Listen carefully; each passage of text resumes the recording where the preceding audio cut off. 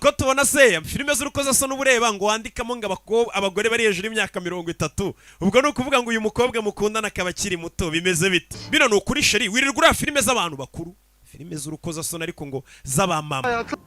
wansebeje imbere y'abantu bavuga ngo ujye ureba amaporono y'abantu bafite imyaka 30 kuzamuka bivuze ngo ajya areba video z'abandi bakobwa kugira ngo amenye ukuntu nawe azakunezeza mwese nta n'umwe urakundwaho mu buzima bwe nta n'umwe ufite umukobwa bakundana muzima sibyo ariko muri kunseka kuko nifitiye icuki none nkora iki njye nta soni mfite zibyo nakoze nta soni mfite ndabizi ko hafi kimwe cya kabiri cy'abantu mwese muri hano mushobora kuba mwarigeze kugira amatsiko mukareba kuri ziriya filime z'urukozasoni ho rimwe byibura nubwo ntari mwiza nkaba nafite n'amafaranga ariko basi nkundana n'umukobwa mwiza ku isi wiyumvishe bari kumutwikira ariko se mwe mufite iki ko ngiye mfite umukobwa mwiza nubwo ntari mwiza nkaba nafite n'amafaranga mwe mufite iki